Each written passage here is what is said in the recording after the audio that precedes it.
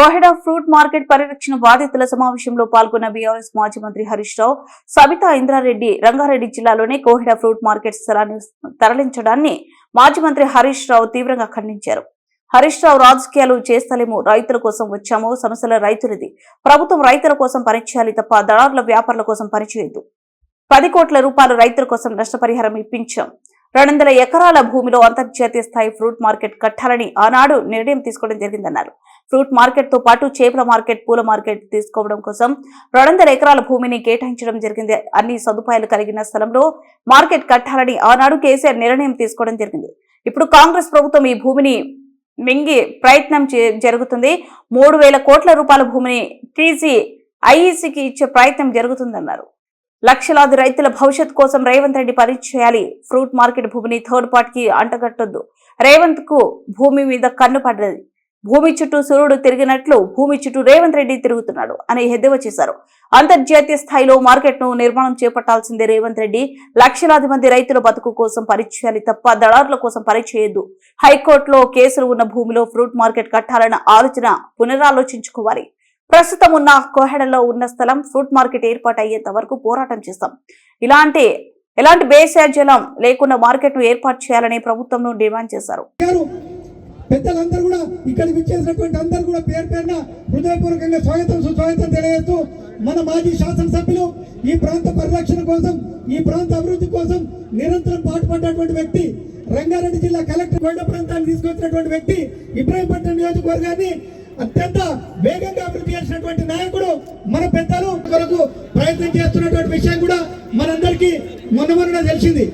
Cabinet meeting లో దానికి సంబంధించినటువంటి ఫ్రూట్ మార్కెట్ సంబంధించి స్థలానికి మారుస్తున్నట్టుగా వాళ్ళంతా కూడా ఈ యొక్క ప్రణాళిక తయారు చేసినటువంటి విషయం ఉన్నటువంటి విషయం.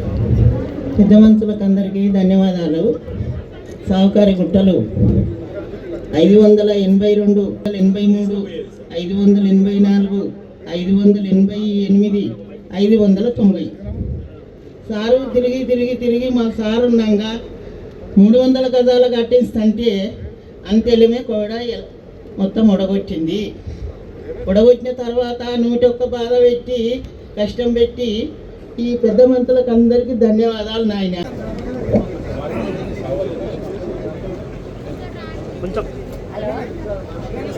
వచ్చిన పెద్దలకు అందరికీ ఏకశరణం. తండ్రి మాకు 37 ఏళ్ల కింద ఇచ్చిన ఆ సవట్ట భూమి మమ్మల్ని బాధ పెట్టి మేము 2 లక్షల దాకా ఖర్చు పెట్టినాం. తిరిగి అలా తిరిగితే ఇంకనే తిరిగి కాగితాలు అన్నీ ఖరాబ్ చేసి మా ఎమ్మెల్యే గారు మంచిరెడ్డి కిషన్ రెడ్డి గారు ఎన్నో బాధలకు ఓర్చి ఈరోజు మార్కెట్ ఇక్కడ తీసుకురావడం జరిగింది. ఇలాంటి మార్కెట్ను అన్ని రకాలుగా అభివృద్ధి చేసే క్రమంలో అంతా నీట్గా చేయడం జరిగింది. అంతా చేసిన తర్వాత దీన్ని వేరే రకంగా మార్చడము సరైన పద్ధతి కాదు. కోయడగుట్ట 167/1లోకి మార్చడం జరిగింది. అక్కడ అన్ని గుట్టలు, చెట్లు, అది మార్కెట్కి ఏ రకంగా కూడా ఉపయోగపడదు. కాబట్టి ఉన్న మార్కెట్ను ఉన్న రకంగానే ఉంచి అక్కడ ఉన్న పేదలకు ఎవరికైతే భూములు ఉన్నాయో వాళ్ళందరికీ కింద పెద్ద ఎత్తున ఇక్కడ కోయడ మార్కెట్, ఫ్రూట్ మార్కెట్ ఏదైతే మనకు ఉన్నటువంటి హైదరాబాద్లో ఉన్నటువంటిది, హైదరాబాద్ మలక్పేటలో గౌరవ సుధీర్ రెడ్డి గారి ఆధ్వర్యాన అక్కడ ఉన్నటువంటి సందర్భం గౌరవ కేసీఆర్ గారు వారు దూరదృష్టి పెట్టి మంత్రులందరినీ ఏకతాటిగా ముందుకు పోయి కోయడ మార్కెట్ అత్యంత పెద్దగా రాష్ట్రంలో కాదు సౌత్ ఇండియాలోనే పెద్ద ఎత్తున ఈ మార్కెట్ కమిటీ రావాలనే ఆలోచనతోటి గవర్నర్ ఇక్కడ సెలెక్ట్ చేయడం కూడా జరిగింది. ఇక్కడ ఉన్నటువంటి పరిస్థితిని గమనిస్తే ఈ రైతులందరూ కూడా కబ్జాలో ఉన్నటువంటి పరిస్థితి. ఆనాడు మార్కెట్ కమిటీ గౌరవ హరీష్ రావు గారిని, గౌరవ ముఖ్యమంత్రి గారిని, అక్కడ ఉన్నటువంటి అధికారులందరినీ కూడా మాట్లాడి మార్కెట్ కమిటీలో ఉన్నటువంటి డబ్బులు 10 కోట్ల రూపాయలు 145 మందికి 7,50,000 రూపాయలు ఒక్కొక్కరికి ఇవ్వడం, వాళ్ళందరూ కూడా ఈ యొక్క ప్లేస్ను మార్కెట్ కమిటీకి ఇవ్వడం కూడా జరిగిందని చెప్పి తెలియజేస్తా ఉన్నా. ఆనాడు ఎలాంటి చిన్న గొడవ చాలా రకాలుగా నగరం విస్తరించింది. అది నడిబొడ్డున అయిపోయింది గడ్డన ఫ్రూట్ మార్కెట్. రోజు మ్యాంగో సీజన్ వస్తే 650 లారీల మ్యాంగో అక్కడికి వస్తుంది. కేవలం మ్యాంగోనే 650 లారీలు వస్తుంది. ఇతర ఫ్రూట్స్ యాపిల్ కానీ గ్రేప్ కానీ లేకపోతే ఇంకా అంతా కలిపి దాదాపు 1400 లారీలు రాష్ట్రం నలుమూలల నుంచి గడ్డందారం ఫ్రూట్ మార్కెట్కి వస్తుంది. ఈ 1400 లారీల నుంచి రిటైలర్ వ్యాపారం చేసేవాళ్ళు, అంటే నగరం నలుమూలలో ఉన్న చిన్న చిన్న దుకాణాల వాళ్ళు చేసేవాళ్ళు దాదాపు 3000 ఆటో ట్రాలీలు వచ్చి ఈ లారీలకి దించిన లోడ్ని వివిధ ప్రాంతాలకు తీసుకుపోతారు. అన్నీ కూడా నగరంలో ఉన్న ట్రాఫిక్ దాడులు వచ్చేటి వాటి అన్నీ కూడా సిటీ మొత్తం క్రాస్ చేసుకుంటా ఫ్రూట్ మార్కెట్ రావాలి. నాగ్పూర్కి వెళ్ళి వచ్చే ఆరెంజెస్ కానీ ఇవన్నీ కూడా క్రాస్ చేసుకుంటా ఫ్రూట్ మార్కెట్ రావాల్సిందే. కాబట్టి ఇన్ని వేల లారీలు నగరం గుండా ప్రయాణం చేసి ఫ్రూట్ మార్కెట్కి వస్తున్నాయి. కాబట్టి నగరంలో రద్దీ పెరుగుతుంది, కాలుష్యం పెరుగుతుంది. స్పెషల్లీ ఎల్బీ నగర్లో కూడా చాలా ప్రజలకు ఇబ్బంది అయిపోతుంది. ఇవన్నీ కలిపి అని చెప్పేసి ఆలోచన చేస్తున్న తరుణంలో మన కరోనా లాంటి ఒక మహమ్మారి ఈ రాష్ట్రం ఎదుర్కొంది, దేశం ఎదుర్కొంది, ప్రపంచం కూడా ఎదుర్కొంది. కాబట్టి అటువంటి పరిస్థితుల్లో ఆరోగ్య శాఖ మంత్రి అయిన హరీష్ రావు గారు మరి కేసీఆర్ గారు కూర్చొని ఏం చేసిందంటే అప్పుడు జరిగిన అనుభవంతో అప్పుడు మనకు జరిగిన అనుభవం ఏంది, ఎన్ని హాస్పిటల్ పెట్టినా కానీ ఎన్ని ప్రభుత్వ హాస్పిటల్ ఉన్నా కానీ బెడ్లు దొరకకపోతే చెప్పారు.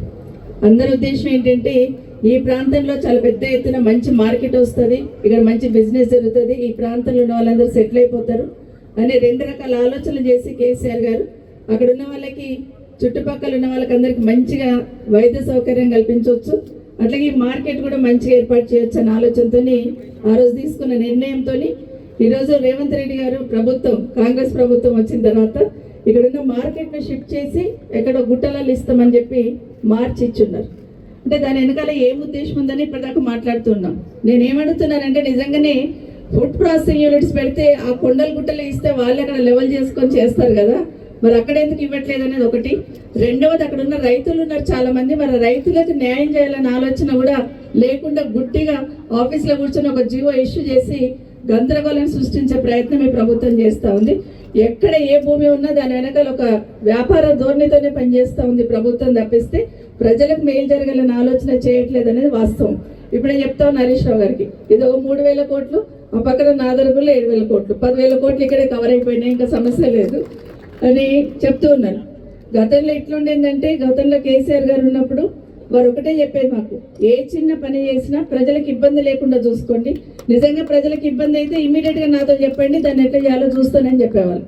కానీ ఈరోజు ఎట్లా ఉందంటే ప్రజలు ఎటన్నా పోనీ ఏమన్నా కానీ మా ఖజానా నిండితే చాలన్న లెవెల్ ఈ ప్రభుత్వం పనిచేస్తుంది అనేది వాస్తవం. కళ్ళకు కట్టినట్టు కనిపిస్తుంది. మనం అసలు నిజంగానే మొన్న ఒక సోదరుడు మాట్లాడుతూ చెప్పినాడు, సూర్యుడు చుట్టూ అని చెప్పాడు. వాస్తవమే, ఎక్కడ భూమి ఉన్నా కూడా అక్కడ గద్దల్లాగా వాలిపోతా ఉన్నారు. మేము అసలు రోజు మాట్లాడుతున్నాం, అసలు ఏం జరుగుతుంది అసలు రాష్ట్రం పాలన వదిలేశారు. ఎవరేమన్నా కానీ ఏమన్నా అయిపోయింది, వాళ్ళు అనుకున్న ఎజెండా పూర్తి చేసుకోవడానికి మాత్రమే ప్రభుత్వం ఉన్న పెద్దలు పనిచేస్తున్నారు తప్పిస్తే రాష్ట్రం అభివృద్ధి కోసమో ప్రజల మేలు కోసమో పనిచేయాలనే ఆలోచన ప్రభుత్వానికి లేదని తేటతెల్లమైంది. ఖచ్చితంగా మనము ఇది ఒక కిషన్ రెడ్డి గారి నియోజకవర్గానికి సంబంధించిన మార్కెట్ కాదు, ఇది మన రాష్ట్రానికి తలమానికంగా ప్రపంచంలోనే బెస్ట్ సౌకర్యాలతో చేయాలంటే ఇదందరూ మనందరి ఆలోచన. ఈ మార్కెట్ ఇట్లాగే ఉండాలి, దీన్ని కాపాడుకోవడానికి అందరం కూడా గొంతెత్తి మాట్లాడాలి. తప్పకుండా ఏ చిన్న ఇబ్బంది వచ్చినా మనం ఇక్కడ వాలిపోవాలని మాత్రం మరొకసారి మనవి చేసుకుంటూ, ఇంకా 2.5 సంవత్సరాలు ఉంది. 2.5 సంవత్సరాలు మనం ఈ మార్కెట్ స్థలాన్ని ఇట్లాగే కాపాడుకుందాం. అక్కడున్న రైతులకు కూడా న్యాయం జరిగిందాక అక్కడ కూడా చూద్దాం. అదే కాకుండా ఎక్కడ చిన్న ఇబ్బంది ఉన్నా మనం బీఆర్ఎస్ పార్టీ తరఫున ఆ రైతులకు అండగా ఉండి భరోసా కల్పించే బాధ్యత మనమందరం తీసుకుందాం. ఈ మార్కెట్ ఇక్కడే రావాలి, ఇంత మంచి మార్కెట్కి డబ్బులు కట్టాలంటే నువ్వు ఆ దిల్ భూములను ఇరికించి హైకోర్టు కేసులను ఇరికించి మార్కెట్ ను ముందుకు పోకుండా చేసేటువంటి కుట్ర జరుగుతూ ఉంది. అందువల్ల రైతు సోదరుల పక్షాన రైతుల కోసం మేము ఇక్కడికి వచ్చాం. చాలా రోజుల నుంచి పెద్దలు కిషన్ రెడ్డి గారు అసెంబ్లీ జరిగేటప్పటి నుంచి అడుగుతా ఉన్నారు, ఈ భూమి ఇక్కడ మార్కెట్ ను మనం కాపాడాలి, మనం పోరాడాలి, ఎంతో కష్టపడి సేకరించిన ఈ భూమి దళార్ల పాలవుతుందని చెప్పి పెద్దలు కిషన్ రెడ్డి గారు, సవితక్క గారు చాలా రోజుల నుంచి మమ్మల్ని ఇక్కడికి వెళ్ళాలని అంటా ఉంది. తప్పకుండా ఈ భూమి పోరాడుతుంది బీఆర్ఎస్ పార్టీ. ఇక్కడే అంతర్జాతీయ స్థాయిలో ఫ్రూట్ మార్కెట్ వచ్చేదాకా రైతుల పక్షాన బీఆర్ఎస్ పార్టీ పోరాడుతుంది. ఇది ఇక్కడ బతికే వేల మంది ప్రజలతో పాటు ఈ రాష్ట్రంలో ఉండే లక్షలాది మంది రైతుల భవిష్యత్తుకు సంబంధించినటువంటి విషయం.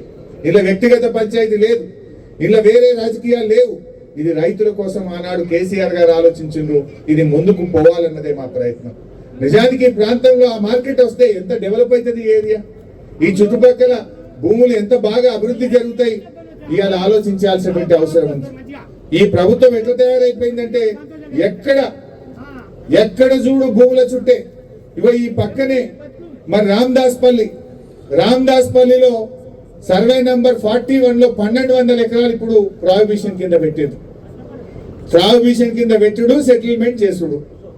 ఆనాడు ఏం చెప్పిండ్రు, బీఆర్ఎస్ ప్రభుత్వం ధరణిలో కొన్ని వేల ఎకరాలు ప్రాహిబిషన్ లో పెట్టింది, మేము వస్తే వాటన్నింటినీ ప్రాహిబిషన్ లోకి వెళ్ళి తీసేస్తామన్నారు.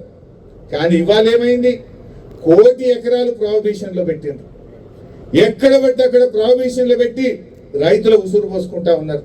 ఈ పక్కనే రామదాస్ పల్లిలో 1200 ఎకరాలు కొత్తగా ప్రాహిబిషన్ లో పెడితే అక్కడ అనేక మంది రైతులు, ఎస్సీ బీసీ ప్రజలు ఎంతో మంది ఇబ్బంది పడతా ఉన్నారు. ఎక్కడ పడితే అక్కడ ప్రాహిబిషన్ లో పెట్టుడు, రైతులతో సెటిల్మెంట్లు చేసుడు. ఎప్పుడు తీసేస్తారు? 2.5 ఏళ్ళైంది. భూములన్నీ ప్రాహిబిషన్ నుంచి బయటకు తెస్తామని చెప్పి ఇలా 1 కోటి ఎకరాలు ప్రాహిబిషన్ లో పెట్టి రైతుల ఉసురు పోసుకుంటున్నటువంటి పరిస్థితి ఉన్నది. సో ఇప్పటికైనా తక్షణమే ప్రాహిబిషన్ లిస్ట్ లో నుంచి భూములన్నీ తీసివేసి రైతుల్ని ఇబ్బంది పెట్టకుండా చూడాలని చెప్పి కూడా ఈ రోజు మేము విజ్ఞప్తి చేస్తా ఉన్నాం. శ్రీనన్న మా కిషన్ అన్న చెప్తున్నాడు, పక్కనే వెంకటేశ్వర ఆనంద నిలయం కడుతుండట. వెంకటేశ్వర అభిషేక ఆనంద నిలయం, వెంకటేశ్వర అభిషేక ఆనంద నిలయం. అభిషేక్ అంటే వాళ్ళు, ఆనంద అంటే వాళ్ళు. 12 ఎకరాలు పెట్టినట కబ్జా. వెంకటేశ్వర అభిషేక ఆనంద నిలయం. పైసలేమో చెందాలి, ఎవరు చూసినా ఎవరు ఇచ్చిపెట్టేది లేదు. ఇక చిన్నోని పెద్దోని మొత్తం వెంకటేశ్వర అభిషేక ఆనంద నిలయం. మరి అభిషేక్ ఎవరో ఆనంద్ ఎవరో దేవుని పేరు చెప్పి కూడా వసూలు చేస్తే ఇంకా దేవుడు ఊరుకుంటాడా? అవన్నీ పాపం ఉత్తగానే పోదు. దేవుణ్ణి పేరు పెట్టి కూడా వసూలు చేస్తే, దేవుని పేరు పెట్టి కూడా భూములు కబ్జా చేస్తే దేవుడు ఊకోడు, తప్పకుండా తగిన శాస్త్రి చేసి తీరుతాడు. ఈ మార్కెట్ కట్టాలని మేము వ్యవసాయ మంత్రి తుమ్మల గారిని, ముఖ్యమంత్రి రేవంత్ రెడ్డి గారిని డిమాండ్ చేస్తున్నాం. ఎలాంటి బేసిజాలు వద్దు. మేము రాజకీయాల కోసం మాట్లాడతలేం, రైతుల పక్షాన మాట్లాడుతున్నాం. తుమ్మల గారు రైతు పక్షపాతి. మీరుండగా ఈ రకంగా జరగడాన్ని మేము ఒప్పుకోం. అవసరమైతే ముఖ్యమంత్రి గారి మీద పోరాడండి, తిరగబడండి. ఇక్కడే అంతర్జాతీయ స్థాయిలో ఫ్రూట్ మార్కెట్ కట్టి